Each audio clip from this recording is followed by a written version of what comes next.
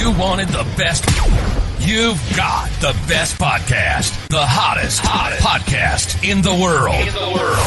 The Chris Voss Show, the preeminent podcast with guests so smart you may experience serious brain bleed. Get ready. Strap yourself in. Keep your hands, arms, and legs inside the vehicle at all times, because you're about to go on a monster education roller coaster with your brain. Now, here's your host, Chris Voss. Hi folks, Chris Voss here from the ChrisVossShow.com, the ChrisVoss.com. Hey, we're coming here with another great podcast. We certainly appreciate you guys tuning in. Thanks for being here. Be sure to refer the show to your friends, neighbors, relatives. Go on iTunes and give us a great review. We certainly appreciate that as well, if you would. Also, go to all of our groups, Facebook, LinkedIn, Twitter, Instagram, all those crazy places, the LinkedIn group, the LinkedIn newsletter, all those fun places where all the people are coagulating. Is that even the right word for that? It's not, but it sounded funny. I don't know. Coagulating? I don't know. Is that a chef word, Chef Dennis? Coagulating is probably a medical term more than a chef term, but yeah, it's one of the two. Seemed like a butter term since we were talking about butter in the pre-show. There's going to be a lot of butter on today's show. I don't know if there is or not, but we were talking about it in the pre-show. Anyway, guys, we have an amazing gentleman on the show. His name is Dennis Littley. He is the founder and CEO of Ask Chef Dennis Productions, where he runs one of the most successful food blogs in the world. And we were talking about a pre-show, and I'm hungrier than ever now. So with over 1 million followers on social media and almost 10 million page views annually, he has built a loyal following that uses his recipes and cooking tips to feed their family and friends. Screw sharing the food. I eat it all myself. Helping them bring the joy of cooking to their home kitchens. Welcome to the show, Chef Dennis. How are you? I'm doing great, Chris. Thank you so much for having me today. It's a pleasure to be on with you. Thanks for coming. We certainly appreciate you coming on. Give us your .com so people can find you on those interwebs. It's really simple. I'm AskChefDennis.com. There you go. Yeah. There you go. And I'm looking across your gorgeous website of fine foods. And as I mentioned before the show, if the audience hears my stomach growling, you'll know why. If you go to his website, your stomach will growl as well. So tell us, give us a little bit of history. What got you into this business? Where did you grow up and some of your background and stuff? Well, I started in Texas early on in my career, growing up, and I had a Mexican grandmother who used to love to feed me. Oh, wow. And yeah, she would spoil me, and I mean, she knew I loved to eat, and she loved to cook, and it was a marriage made in heaven. And then we moved to New Jersey, and sadly, my mother was not a very good cook. She found no joy in cooking. Oh, wow. Yeah, my father liked very simple foods. He was from Philadelphia, and he liked more of an English-style food, plain. His idea of heat was Coleman's dry mustard, a little water in it, and that would go on the beef. That's how I knew about it. But although he loved my grandmother's menudo, and she could not make it hot enough for him. Wow. Yeah, and I think that came from liking pepper pot in Philadelphia because it's close to being the same soup, except pepper pot wasn't as hot. But yeah, that started it, and my mother was a nurse, so she worked a lot of strange hours, so she'd be home with us during the day, and she would be sleeping if I wanted to eat, and evidently I like to eat. So you and me. Yeah. So I kind of started dabbling. Yeah. So you started at a young age just trying to fend for yourself, get some food and some good food. I went through a similar journey when I was a child. My parents, we grew up in SoCal, and so we would go to the different barrios there. You had the Italian deli that you go to, and you get the authentic Italian food, and there's these little neighborhoods in California. And then in my late teens, my parents moved to Utah, which is, especially back then, it was about as white could get in everything. It still is pretty awful.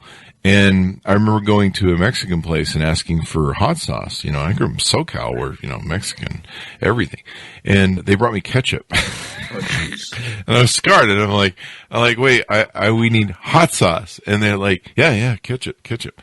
And so, yeah, that scarred me to where I have an appreciation for food that probably is a little too much considering my weight. But so over the years, when did you start getting serious? Did you go to school at an early age? I did not. I ended up journeying through part of the country and went back to where I was born in Louisiana and met up with someone I did not know was a family friend, and she kind of took me in for a while and taught me a lot of the basics and gave me an understanding of food. She used to tell me, if you listen to food, it'll tell you what it needs. I know. And this, she wasn't smoking anything either. It was just... I listen to food. It tells me what it needs. It says, I need to get in your belly. You need to eat me, right? I know. Yeah. But yeah, so that was kind of my intuitive grasp on cooking, and it's really served me well. Whether she brought it out or taught it to me, I don't know. But it's how I ended up cooking. But yeah. I got back home and went back into different jobs. I was a musician. I wrote jingles. I was a carpenter. I sold real estate. I was trying to find myself, and I kept going back to food. And I did not go to school. I did it the old-fashioned way. I was an apprentice. Wow. I was an apprentice. So I apprenticed to 2 chefs, and they taught me, abused you, paid you little, and you learned your skill. That was how things used to do. There you go. So you went through that journey. How long before you ventured out on your own sort of thing? Well, it's funny. I mean, I had some basic grasp of skills, and when I was working as the apprentice for these guys, I would always dive into the corner and cook when no one was around. And the one chef who was a CIA graduated hated cooking. He loved every other aspect of the restaurant industry, but he did not like to cook. So yeah, he would order, he would cut meat, he would do all the production, he was run a tight ship, but it just wasn't his thing. And luckily for me, because he saw I was kind of paying attention and doing what I was supposed to do, and he let me cook. So by the end of the year, the boss, the owner of the place, had got stung by 18 bees, wasps, and looking at a new property he was going to open, and he got pumped up full of Benadryl and couldn't work.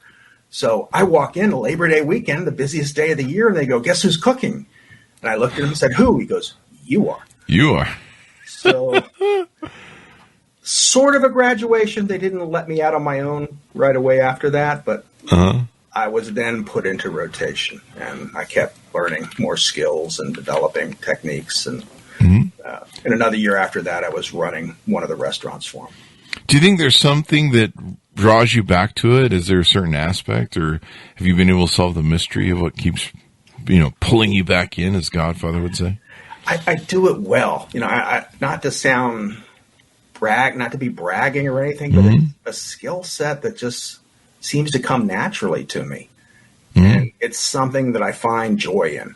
Even in my worst day or, part of my career where I was having a lot of problems, it was an escape for me. It was a place for me to go and be whole again. And to make, I think the biggest thing was I was able to make people happy with the food I was eating. I found the escapism and to feel whole again is to eat the food. So I'm on the other end of the spectrum for you. Well, that was good.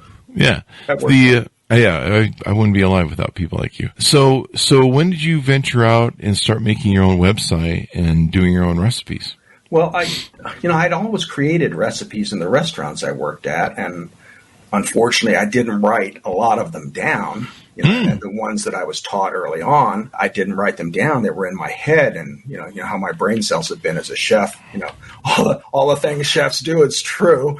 We can abuse our bodies. And I went to work. I was beating my body up, and I met my wife, and she was a teacher.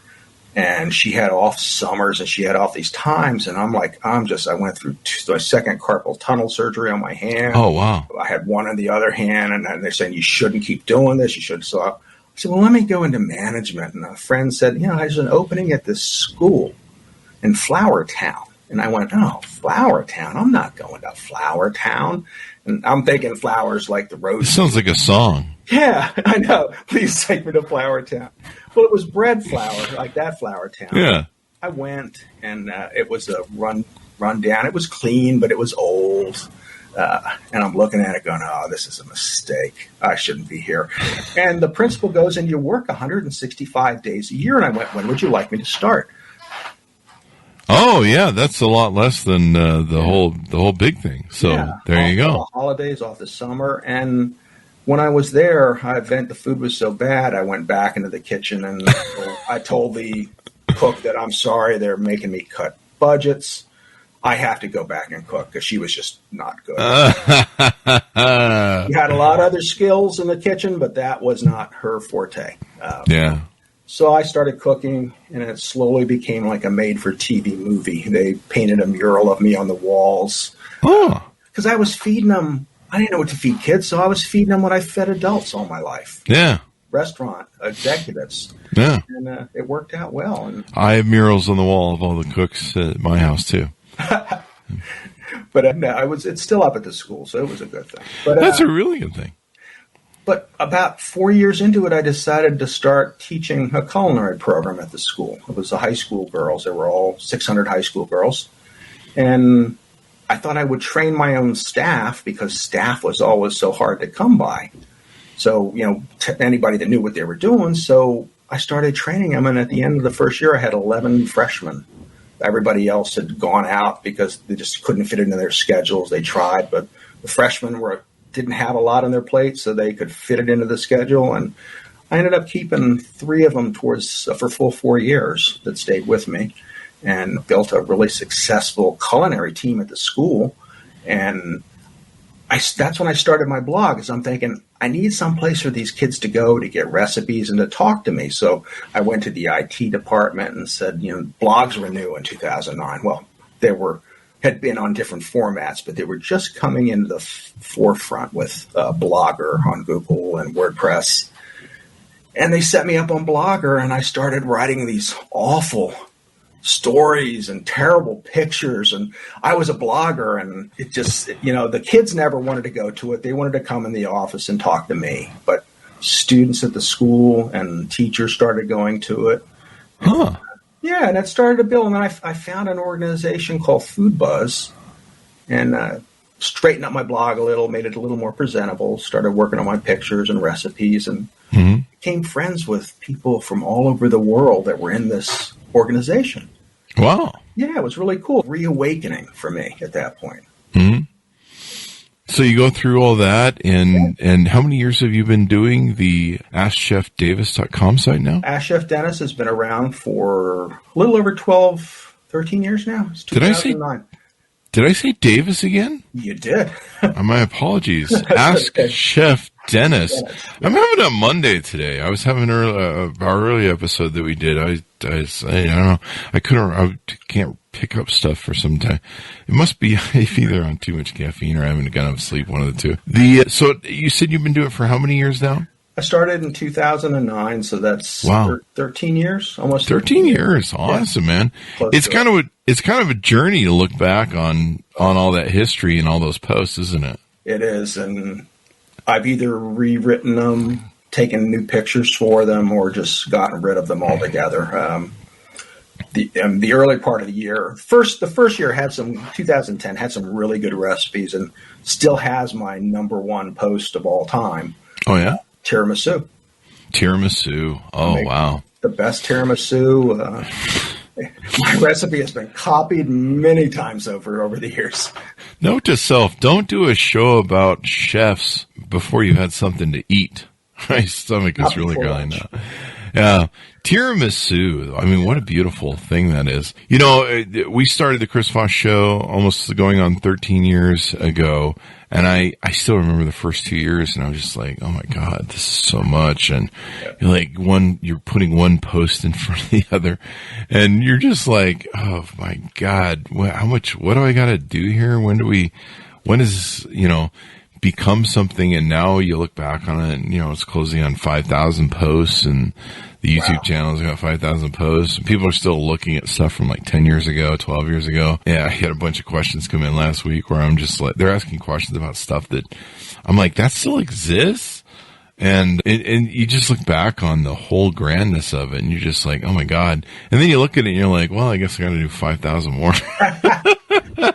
Well, every morning I wake up and I check my traffic to see how it's been, my revenue to see how it's been, and I go on for the day because I've got a good start to my day.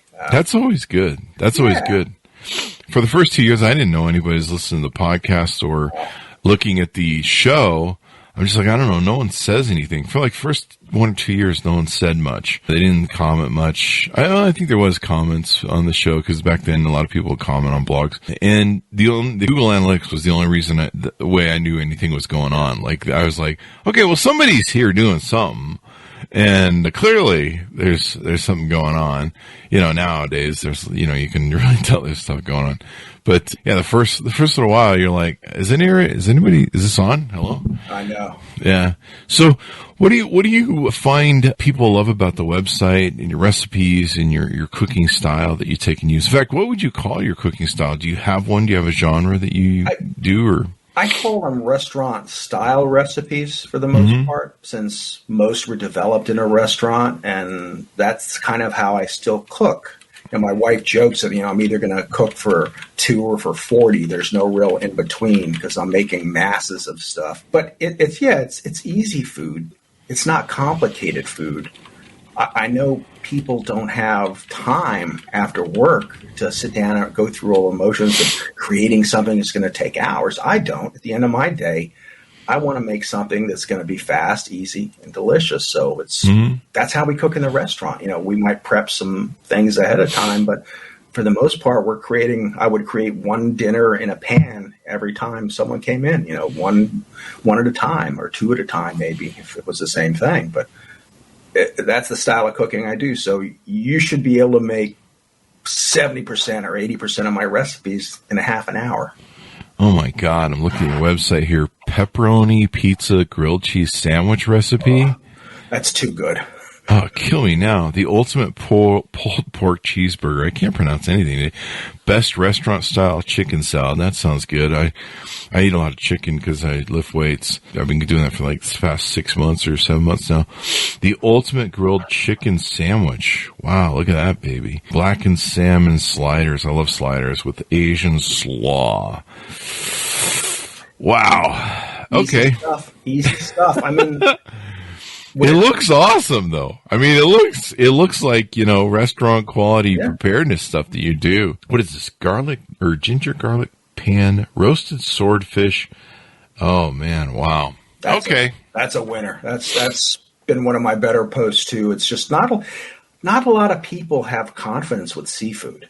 Yeah, and seafood's really expensive. Yeah, so. They don't know. They don't want to try it. It's not hard. The biggest sin with any protein is overcooking it, with seafood even more so. Mm-hmm. So, that's what a lot of my recipes are for. I always tell people, it's about sourcing good ingredients and then learning a few simple techniques, whether it's searing or braising or roasting, doing it in the oven. And, the protein should taste good on its own with maybe olive oil, salt, and pepper. If it doesn't, then you need to resource your protein, find some better products. But, if it tastes good that way, then you can start having fun with it and trying some different seasonings, put a sauce on it, and make some. But again, nothing over the top that's going to take you, hours to make. And people can say the recipes, share them, print them, all that sort of good stuff. Absolutely. Yeah. It looks like you're connected on Yumly, I guess. There's a share button for it. There's a share button. I am on Yumly. I actually just joined a new site called Whisk. Oh, Whisk, huh? Yeah, it's a place where people save recipes. Oh, wow. It's kind of like Pinterest in the way that they call them rich pins, where all the ingredients come up so you can make a shopping list. And that way you can shop for it. And then you come to my website for the instructions, unless you want to wing it. But, I mean, it's not always a good idea. But you come for the instructions or for the tips. Because I put a lot of other information in my posts. Like, at first, when I was a chef and I was arrogant, and it would be like, no, you eat it this way or you don't eat it. Like, no soup for you kind of a chef. No soup for you. When I became a blogger, my wife says, you became the kinder, gentler Chef Dennis. And there you go. It's, you don't like broccoli? Leave the broccoli out. Put something else in instead. It's not rocket science. It's food. Yeah, that's true. I live most of my life, sadly why I'm so large, is I live most of my life being single and just eating the worst fast food and quick easy, quick, bad food that I possibly could. And somewhere, I think around 2016, 2017, I got sick of how fat I was. And I started eating better and vegan and started cooking for myself, and I had never done it because I'm like, oh my God, it's so much work. And I think a lot of people think it's a lot of work, but once you get the basics down or you have good recipes to work, that makes all the difference. And one of my saviors was Yumly when it was just barely starting out back then. But I could go on and search for vegan recipes. I went vegan for a while and lost like 75 pounds in 3 months. And Yumly was so good because I could go on to Yumly and just put in like easy. It was always the keyword easy, and then, vegan.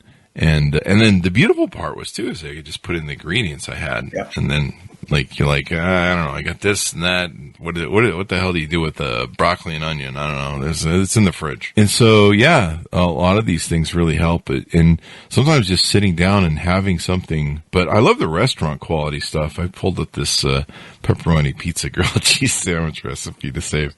Oh my God, this thing looks scrumptious. It was too good. That, and I have a buffalo chicken grilled cheese. Those were two. Buffalo chicken grilled cheese. That's evil, man. Why would you do that? Because I could. Actually, I made both of those when my wife was away.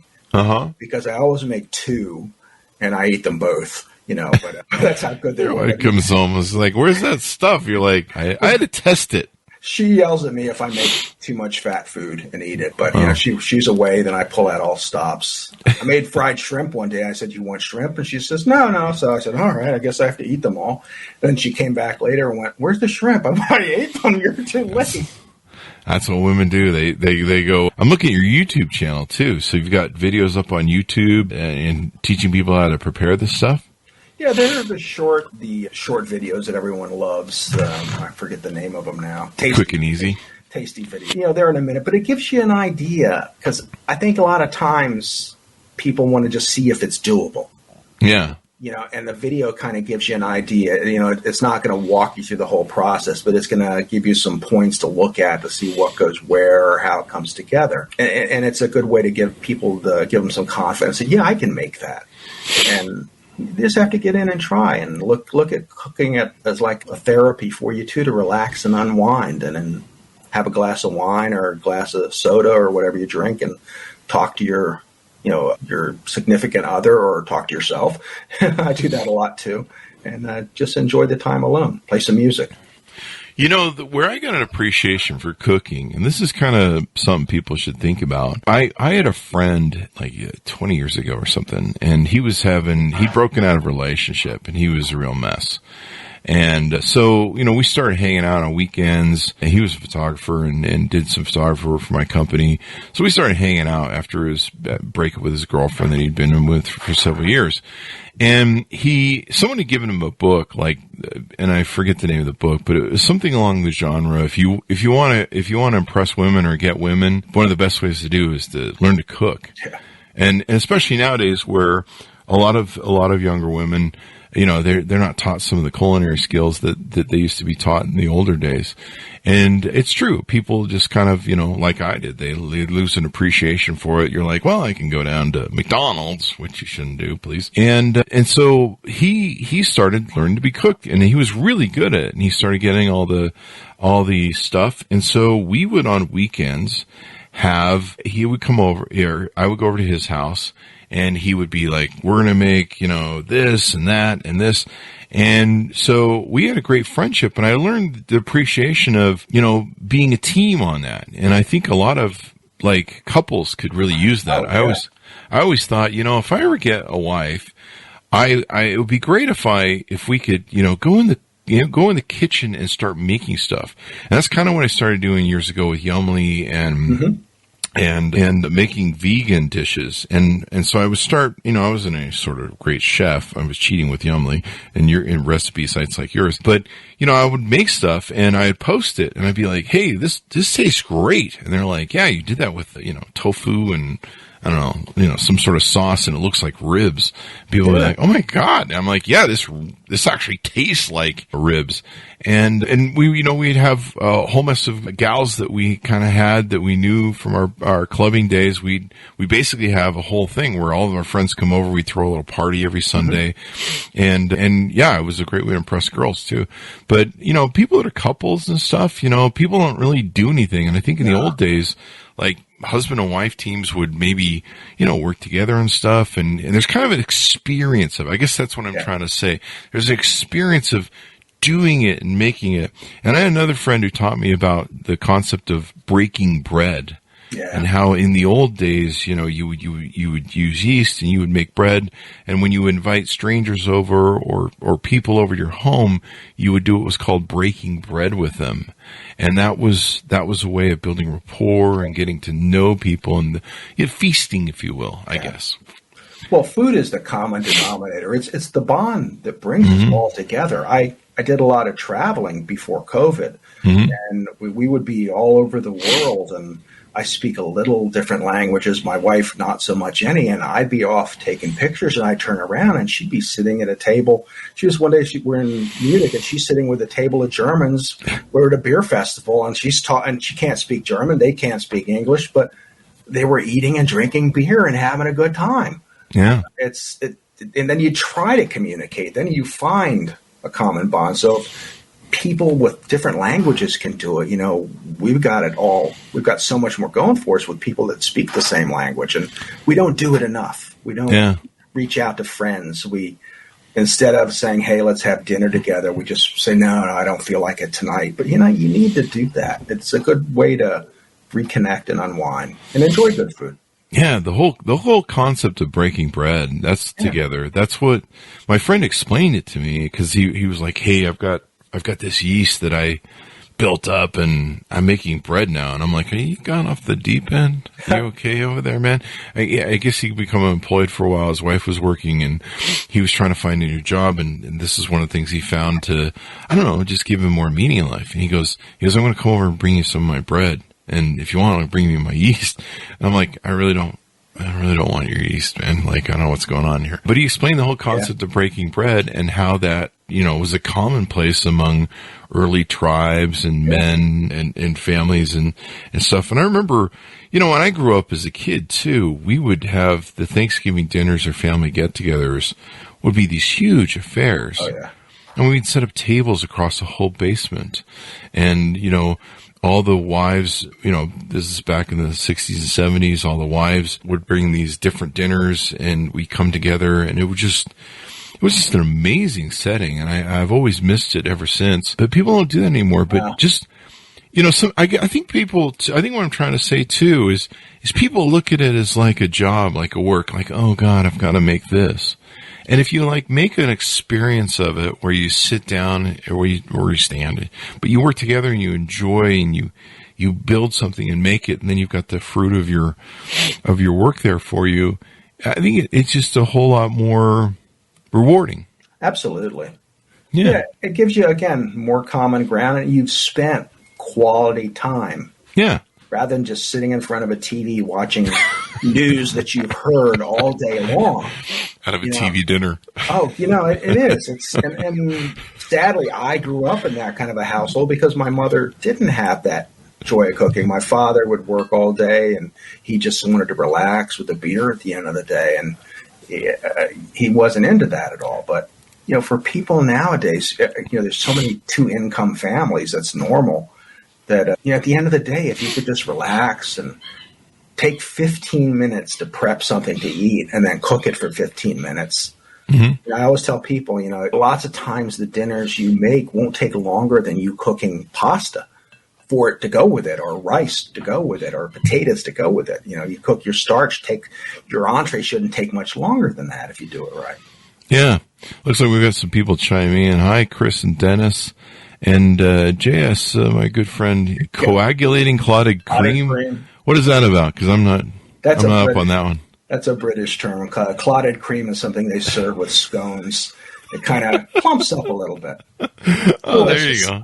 It's delicious. There you go. Well, people are plugging the website. My friend J.S. Gilbert, he's on one of those diets, the keto diet. So he's always posting his keto food and stuff. And I think he makes it at home. But yeah, it looks like he'd be checking out your website. What are some things that people are going to find on your website? I noticed that it's indexed so people can find Asian beef, beverages. You cover drinks too. That's good for this alcoholics. Not a lot of drinks. I have very few of those, but a lot of, people eat a lot of chicken dishes, a lot of seafood dishes. I probably have more seafood than anything. There you go. Again, being from a restaurant, I was able to cook with clams and mussels and shrimp and scallops, and I know 100 different ways to make them and have them taste a little different and be delicious. So, and just good fish, like good seafood fish, swordfish, mahi, grouper, tuna, You've even got some good stuff here for people that, have specialty diets, gluten-free. I have a few. There's a dessert section, even lamb. Wow. Yeah. Yeah. I was not a big lamb eater for a long time, and I went to Ireland. And when I was in Ireland, they're just pushing this food towards me because as a chef, everybody wants to feed you. And I'm eating. I goes, oh, my God, this is so good. What is it? And he goes, it's lamb. I go, no freaking way. It was just delicious. So I gained an appreciation for lamb and learned how simple it was to cook it right and how to source the right lamb, and my wife still doesn't like it, but oh my God, good lamb is a thing of beauty. Oh yeah. Soups, stews, and chili, vegetarian, the pizza even for those of you who are those pizza people. The poultry thing I've got to go through. It looks like here because I've been drinking or been drinking. What? I'm on a Monday, man. I got Monday brain. I get those 2 days off and out the window it goes. But working out, I eat a lot of chicken, and it gets a little old. You're just like, oh, chicken again. Again, it's a matter of how you dress it up. Yeah. I've got about 5 pounds of chicken breasts out there I'm going to make some cutlets with. I'll make them up. I'll bread them, give them a quick fry, and then I freeze them. And then, I make chicken parm, of course, because chicken parm is magical. But there's so much else you can do with the cutlet besides that. Dress it up with different toppings, with vegetables, put broccoli rabe and some melted cheese on it, or tomatoes and bacon. I always love that, and some cheese for like a BLT chicken. But, different sauces can go on it. Very simple to do. And then I freeze. My whole thing is, make more if you have those few extra minutes to do it. Freeze them. And those days that you come dragging in, pull something out of the freezer, and you're good to go. What I love about your website is like it all looks like restaurant food. Like this isn't simple food. This is really interesting. Baked chicken marsala meatballs recipe. Yeah. I never even thought about making meatballs out of chicken. That's pretty amazing. I love amazing. Chicken is so much better than turkey. It doesn't dry out as much if you get the whole chicken ground up. Yeah, plus it tastes like chicken. Yeah, which is always a good thing for chicken to taste like chicken. Better. If it doesn't, you might want to check your expiration date. That's why I started eating free-range chicken, because chicken wasn't tasting like chicken anymore. Can you really notice a difference with a free-range chicken? I do. When I was in Jersey, I would buy chicken at this one store, and I'm looking at it. I don't know what this tastes like, but it's not chicken. So that it wasn't because I wanted to eat better or feel better. It was because it tasted better. And I could, it tasted more like chicken used to. Like I remember what chicken used to taste like in the 60s. And milk, organic milk. I buy organic milk because it's like milk was. It's thick. It's rich. It's milk. It's not just this drink anymore, So certain things. I do that. I buy raw milk, and I love raw milk. And then, I buy the original Mexican Cokes that have, and they literally taste like what I remember in the 70s, the original Cokes before they went to the high fructose stuff. And most of them come in those glass bottles, or small bottles too. So it's like a flash from the past. Yeah, and the taste of a glass bottle is different than the taste of a can. So much better. I remember my mom would take us to the park or something, and we'd have those, the original Dr. Peppers. It used to have the 2-4, was it 2-4-6 on it or something like 10, that? 2, and 4. 10, 2, and 4. Breakfast, lunch, and dinner. Yeah. Yeah, it's almost like the 420 of pop. But yeah, the best slow cooker, Guinness beef ribs, chicken parm, restaurant style. I love what's on here. What are some of your favorite recipes that are on here? I love my beef stew. That's one of my favorites. When I make something and it amazes me, that's when I go, wow, that is really good.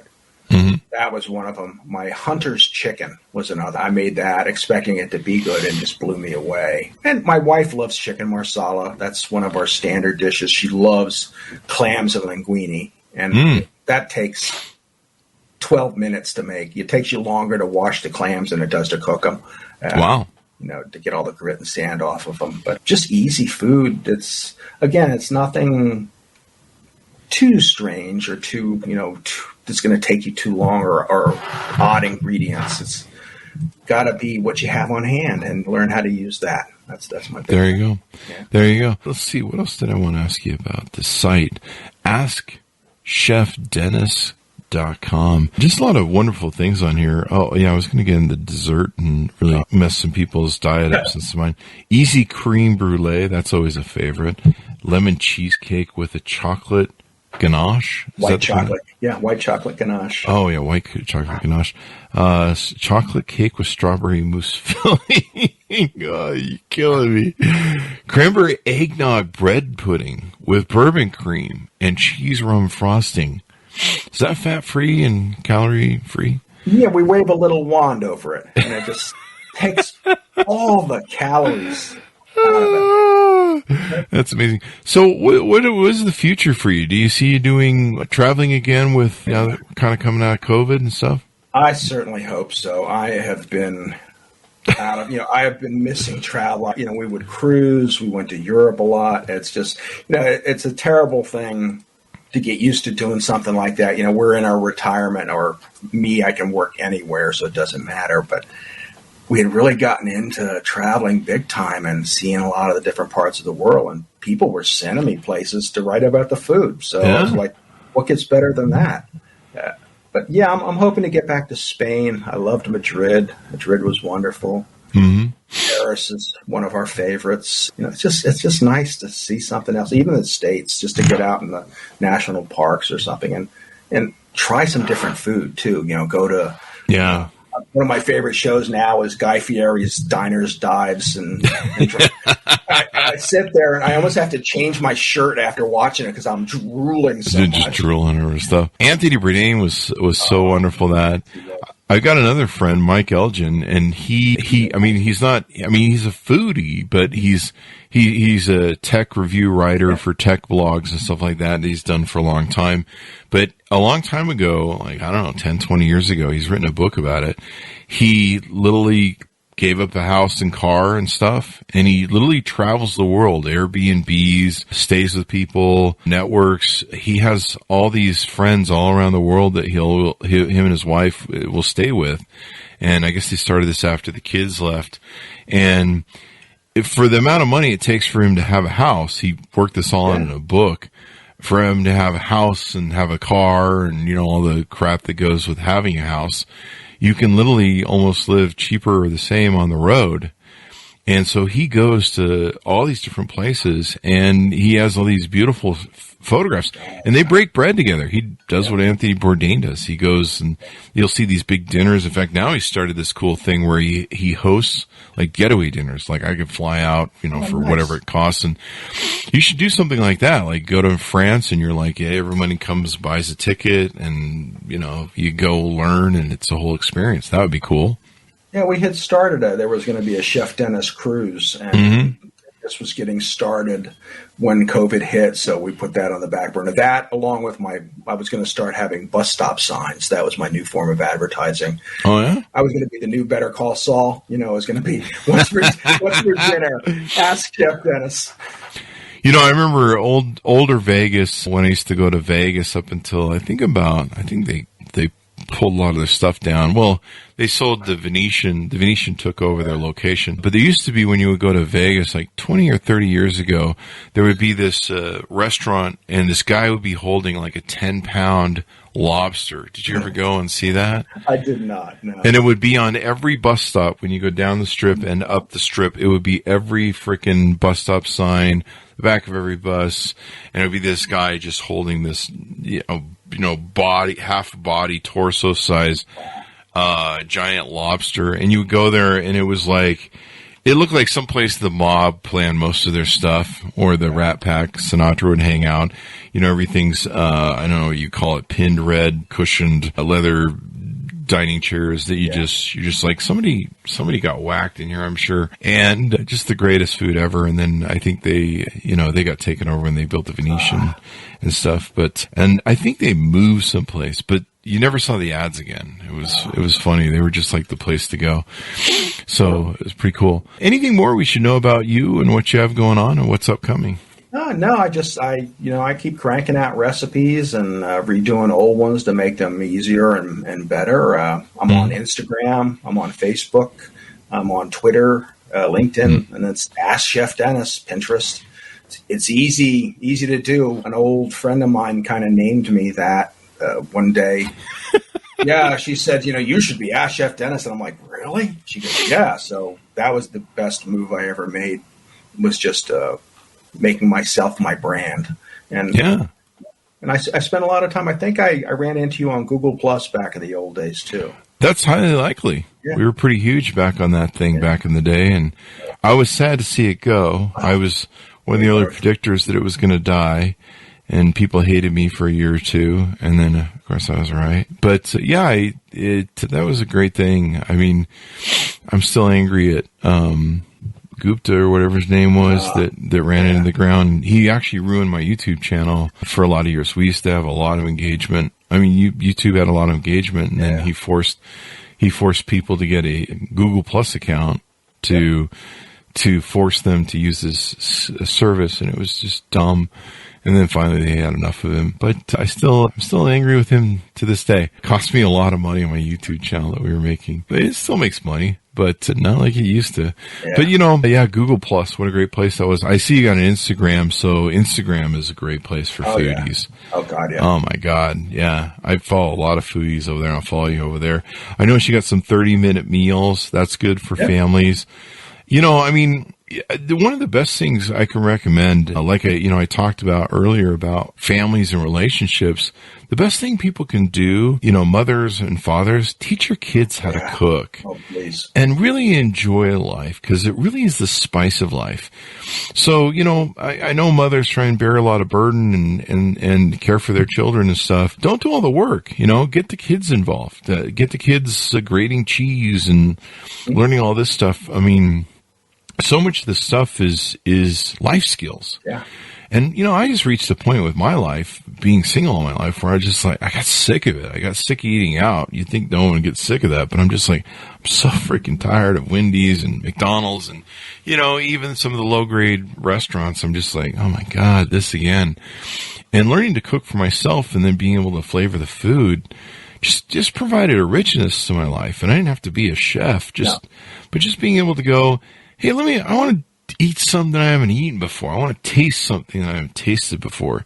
That's why I used to go to Spagos all the time in Vegas. I love going to restaurants and being able to taste something that I haven't tasted before, that's new to the ancient palate, if you will.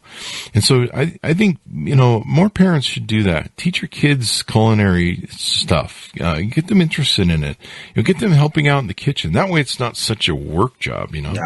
And you'll find that they're more open to trying new things if you let them help prepare it. Yeah. If they've got a hand in it and they've got something invested in it, it's a tool. And you'd always tell them, try it 3 times.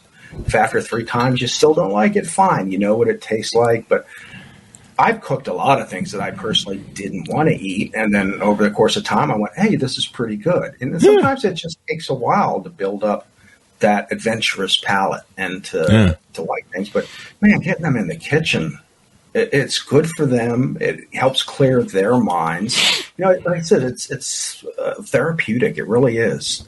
you shouldn't think of it as a chore. You think of it as some just happy time. And then I always tell people, if you go into a restaurant and the staff is not happy, that means the chef is not happy. And if the chef is not happy, your food is not going to be as good as it could be. That's true. Here in Utah, we had one of the top, most expensive restaurants back in the day. They were doing a lot of blow evidently in the back of the cookie thing. The food it started out good, and then it became really awful. And you're just like, how much Coke are they doing back there? Yeah. But it makes you, it makes you more resourceful. It gives you more tools in life. I mean, at the house, I try different things. And like you mentioned, that adventurous palate, I think I have like 8 or 10 different salts here. Yeah. I have a bunch of gourmet salts. There's some Icelandic salts that I have. I can't remember the name of the company, but they have a few different lava salt versions. I have all sorts of different variations of that. I haven't really gotten into peppers too much, but I love pepper. Just all sorts of seasoning. That's one thing I learned when I did the vegan thing. Yeah. Is like learning to season stuff and having, like you say, an adventure palette of different seasonings and trying to go on a journey. Like, hey, what's that? Even when I make my eggs in the morning, I'll like, okay, Himalayan salt today. I've got this Parmesan salt. I've got thyme and rosemary salt. I got some really good stuff that's crazy. And just being able to spice stuff up, pop, if you will. You can even make some of your own, with just a plain coarse grind salt. Add some of your own seasonings to it and just flavor them up. If you think, I don't want to invest in a bottle or a jar that's $8 or $9, just make a little, see if you like it. Yeah. It's easy. Just like we were talking about butter before. A big thing used to be compound butters. And a compound butter is just mixing seasonings into the butter or different flavors into the butter, reforming it into a roll, chilling it, and then slicing it down. And you put that on top of meat or fish, like a slice of that seasoned butter on something, and it just adds a whole new flavor to it. Yeah. The nice thing about making stuff at home, too, is it doesn't have all that processed crap in it, yellow seasoning number 2 or whatever the hell it is, and all the extra, sugar, and it's amazing. That's when I learned when I went vegan and I really started dieting hard and fasting. I never realized how much bloody sugar and that high fructose corn syrup sugar is in so much food. Yeah. Like it's insidious. Yeah. How much of it, you start reading the labels, you're like, why do you need corn syrup, sugar, and bread? You're just like, what the hell's going on here? Yeah. And so eating healthier, living healthier and stuff, especially for children, I highly recommend it. I really learned some good things with some friends about the breaking bread and the, like you say, making an experience and then sitting down and dining together. That's what we would do, actually. My family did that when I grew up as a kid. It's kind of a lost art with family stay, like you say, sit in front of the TV. But with my friend, I wanted to go over to his house and help him prepare for food. We'd put so much work into the food and preparation, we'd sit down, because we put the work into it, We'd sit down at the dinner table and drink and wine and just relish in the whole production of it. Europeans take 2 hours to eat dinner. Yeah. And we'll be done in 15, 20 minutes. It takes longer to prepare the food usually than we spend eating it. Yeah. And we got it a little backwards. Things need to relax, unwind, and we probably wouldn't have half the problems we did if we did that. Definitely. Relax. Well, it's been wonderful to have you on the show, Dennis. We certainly appreciate you coming on. Give us your plug so we can find you on the interwebs. Well, if you'd like to come find some incredible recipes, go to AskChefDennis.com. Leave a comment for me and ask a question. I'll answer it more than likely. Might take a day or two, but I will answer it. And if you're on social media, look for me on Facebook, Instagram, Pinterest, LinkedIn, Twitter as Ask Chef Dennis. There you go. Thanks for coming on, Dennis. We really appreciate it, man. Thanks, Chris. My pleasure. There you go. Thanks, Monica, for tuning in. Be sure to go check it out. You definitely want to check out the recipes he's got over there. AskChefDennis.com. And also go to our groups on goodreads.com/Chris Voss, YouTube channel /Chris Voss, and all of our groups, Facebook, LinkedIn, Twitter, Instagram. Thanks for tuning in. Be sure to be good to each other. Stay safe, and we'll see you guys next time.